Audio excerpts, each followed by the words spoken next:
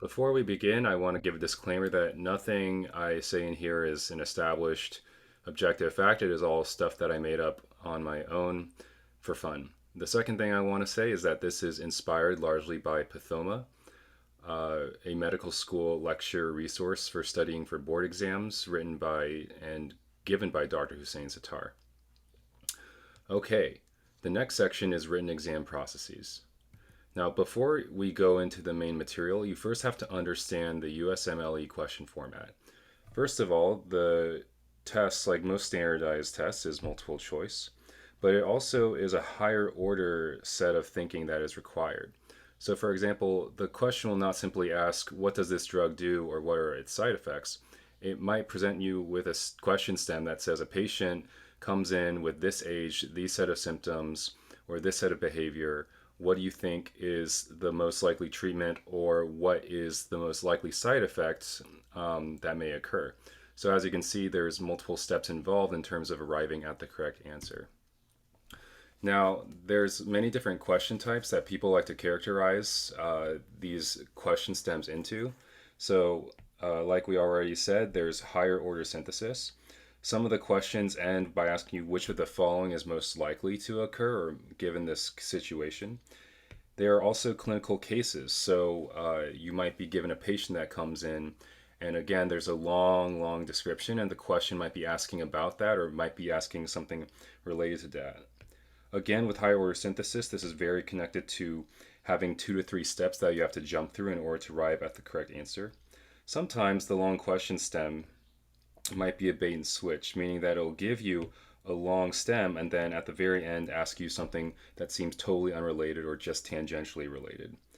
There also might be conjunction questions. So a patient might have a stroke, and then the question will ask you which side the stroke occurs on and what part of the brain was affected, for example, the frontal or parietal lobe. So it asks you two things in one. And finally, visual can also be tied in. It might give you a chest x ray, or it might give you some histological images for you to interpret.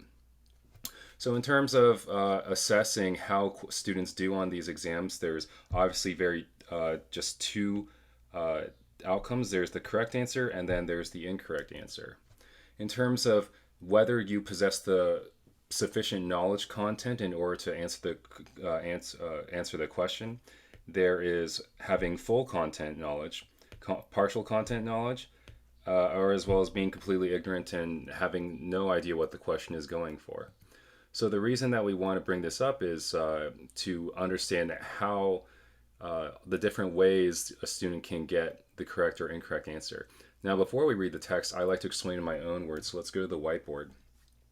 So here on the left side, there's the result, and that can be either correct or incorrect. And then on the upper section, we have the knowledge. So this can be 0 or none, partial, or complete,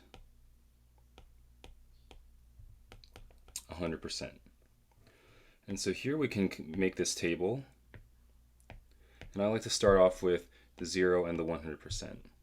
So if you got the question correct and you had perfect knowledge of it, then that is a complete or perfect correct. So we can call this perfect correct.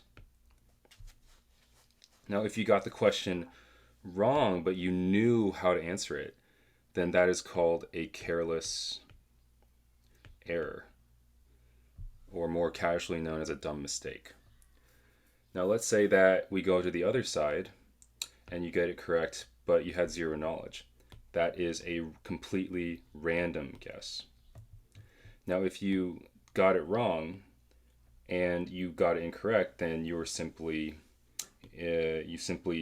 were ignorant and you lacked complete knowledge.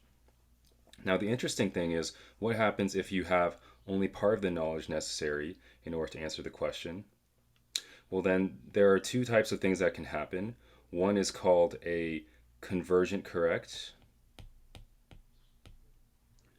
And then if you get it incorrect, that is called a diverging incorrect.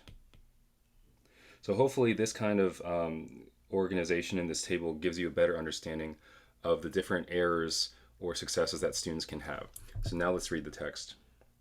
So if you have 100% knowledge and you get it correct, then that is a complete correct. If you have 100% knowledge but you get it wrong, that is a careless mistake, but also can be due to test taking anxiety or misreading some part of the question stem or answer choices.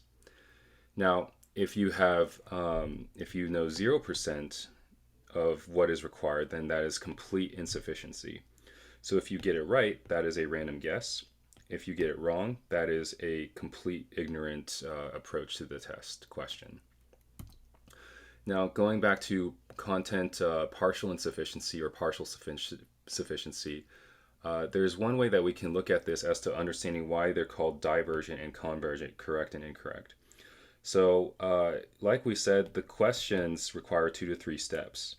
So let's draw this out. This might be the original question given to you, say a set of symptoms. And then the question requires you to make some kind of diagnosis. And then the question might require you to talk about different associations of the diagnosis. So if you get it incorrect, but you had partial knowledge, sometimes you can rule out 2 or 3 or 4 answer choices and you're stuck between one of the remaining 2 or 3 and you just happen to guess the incorrect one. But a more interesting phenomenon that can also occur is the divergent and convergent. So say that you were able to given a question about how a woman seems to have bleeding in her bowels, and you want to be asked what would you expect to see on the histological slide. So maybe you do know that this is iron deficiency anemia, but then when asked for associations, you aren't sure. You just have, again, insufficient knowledge, but it's only partial. Then you diverge from what the answer is trying to go towards. So that is a divergent incorrect. But maybe the answer choices, maybe you don't know that it's iron deficiency anemia and you suspect it's something else, but you can somehow reason among the answer choices that there's likely something wrong or unusual about the reticulocytes.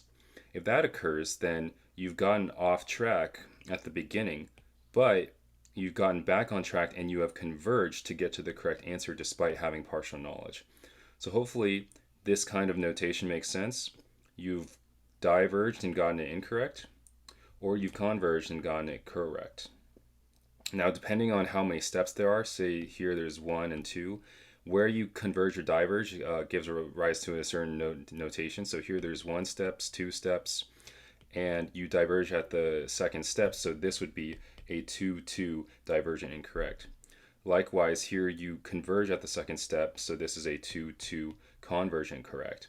But say there were 3 steps and you converged at the second step, that would be a 3-2 convergent correct. All right, so that more or less covers it, and that concludes this section.